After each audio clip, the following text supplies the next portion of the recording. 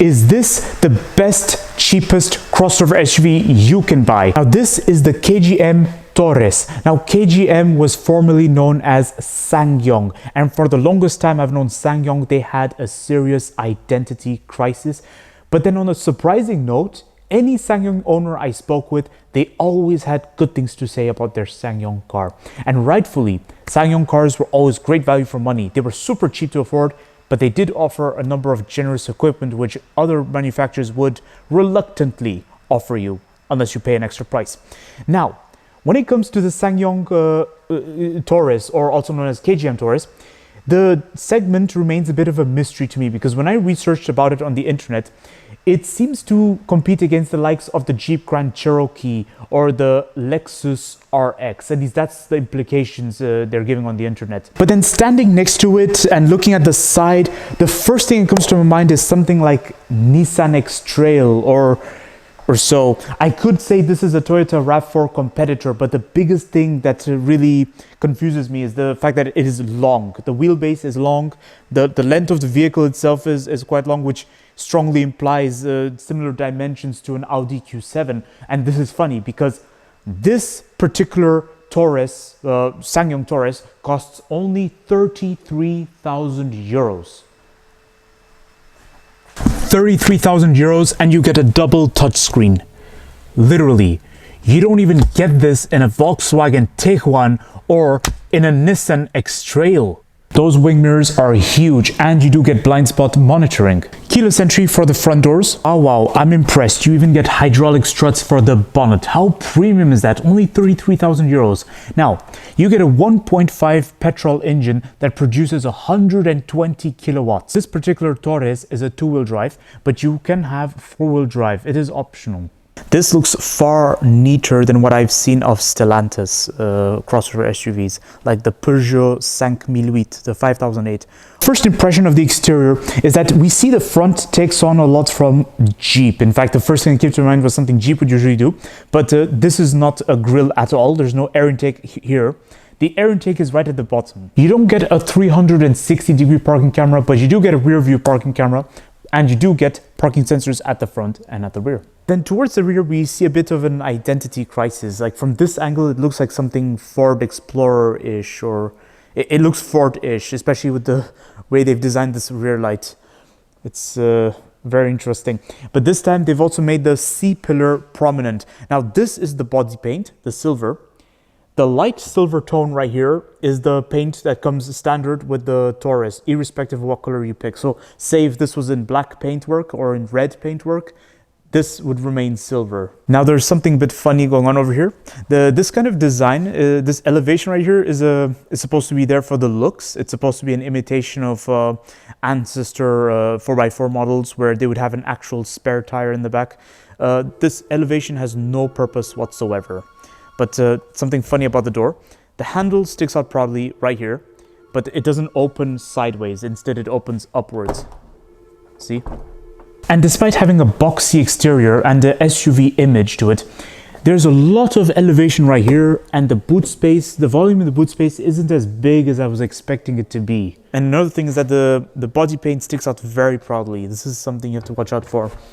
And for the rest, otherwise you do get additional storage space underneath. You get a 12-volt socket right here and a little strap to hold your goods in place. Now it is time to check out the interior of the KGM Torres, also known as Ssangyong Torres. So something very interesting is going on over here. First thing I spotted was a duo screen right here. Thank goodness it's not a big tablet like conventional SUVs or crossover SUVs. First, I'd like to talk about the steering wheel. So you can adjust it up, down, in and out, but with a bit of struggle actually. So, oh wow. Okay. I'm literally using force to move it in and out, but to move it up and down, it's not an issue.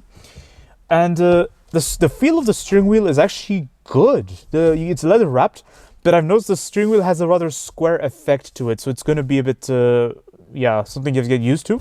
But otherwise, I like it. It's because it's wide. I can literally reach it from here or here, and you do get steering wheel pallets. Now the pallet marking is right at the middle, but you can use the pads from the side easily. It's reachable. Steering wheel controls, that's great. Lane assist as well.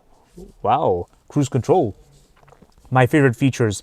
And then the Stokes right here. Oh, both Stokes look nice, very detailed, but at the same time the quality is just plastic. But then to be fair, it is 33,000 euros for a reason, so cannot really complain about that. I don't get any glasses holder up here, no panoramic sunroof, but then it doesn't really matter. I'm not going to argue about that. Window buttons are nice. You get both front windows, which are automated. And of course, the seating adjustment is manual. It's not electric, but it is fine. I cannot complain about it. It's easy to use, so I have little to complain about. It is very flexible. I'm impressed so far. And the instrument cluster is also digital. It is extremely rare that I get this much goodies at a price of 33,000 euros. Very rare. Very rare, because Stellantis and the Volkswagen Group, they love punishing you for playing budget. Now it is time to look at practicality solutions. You get almost, well, I was going to say 3 cup holders, but it's like, I see the first cup holder is quite ovalish. It's interesting. Second cup holder right here. And then the third one had me thinking it's a cup holder, but it looks like a huge storage area. Interesting what's going on. There's even a micro storage space right here. And then you get a central console storage, which is quite spacious. And I like the feel of the cover, by the way, with a 12-volt socket in there. That's quite interesting, quite good. Gear stick right here. Easy to read, easy to use. You get a USB point and a charging port right there. And you get a wireless telephone recharge. Wow. Okay, this is great. Glove box right here. It is very plasticky, but it is average for its price and segment. Very interesting. And then, wow, the door bin. The door bin is great. It can fit in my cup quite perfectly. I wouldn't be surprised if it can even fit a big bottle. Now the speakers have a diamond effect design to them. Quite interesting. The door bin pocket is not very long, but it is fine. Otherwise, I like the door handle a lot. It is nice to hold on to, easy to pull close. And you get squidgy leather onto the side door, which is good. For some reason, the parking brake is at this side, which is quite Mercedes-ish, because I know Mercedes would always put their parking brake there. And the fuse box sits right here at a conspicuous spot. Had me thinking it was additional storage space. And it's funny because Kia and Hyundai have this problematic habit of putting their fuse box at a conspicuous spot there. Now it is time to check out the back seats of the KGM Torres. Alrighty. Ease of entrance. The doors are quite light.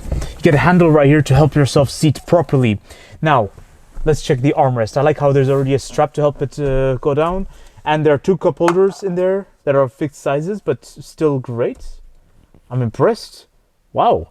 You even get a little thing right here for 2 charging ports. And I like how they're under this little cover. That's cute. That's organized. And 2 storage spaces. Well, a micro storage space and a little storage space down there. Backseat pockets that are leather, so they're on the firm side, but still, at least it's good that they're there. Door bin. Time to check out the door bin. The door bin is huge. Wow. All right. And there's a beacon of hope lighting over here. That's great. Okay, I'm already going to say this. This is one of the best crossover SUVs I've ever sat in. It's impeccable.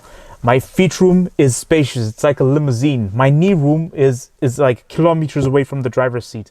And my headroom is, I mean, thanks to the boxy design, there's no question over there. It's excellent. And the headrest is a bit on the squidgy side. This car is full of magic. I can definitely confirm.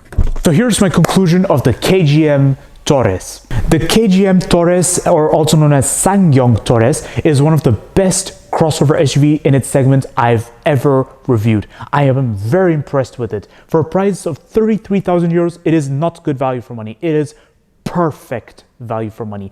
A lot of equipment, a lot of space. It is very rare you find an SUV of this size and this segment here in the EU market that that costs at this price. It's very unheard of. It's very unusual. The engine size is also great, meaning you can easily tax it and insure it. It's going to be economic to live with, everyone. It is wonderful. In some senses, I felt like they are ahead of Stellantis and the Volkswagen Group because they're offering technology at such a low price. I'm very impressed. Now, I don't expect the technology like the infotainment system to be top-notch like that of the Volkswagen Group or BMW, everyone. But then on the other hand, it should be noted, it should be appreciated, all the things they're giving. Now, just some disadvantages. First disadvantage, obviously, is that this is not a four-wheel drive. It's only a two-wheel drive. And then another disadvantage to note is that this car does not have an identity. That's already one thing to note. It doesn't really have any, it looks very generic. It looks like a mishmash of various car manufacturers. But if this is something you can forgive, this is a car for you. So don't forget to like, comment, and subscribe, and stay tuned for more videos that are on the run. I will see you all next time.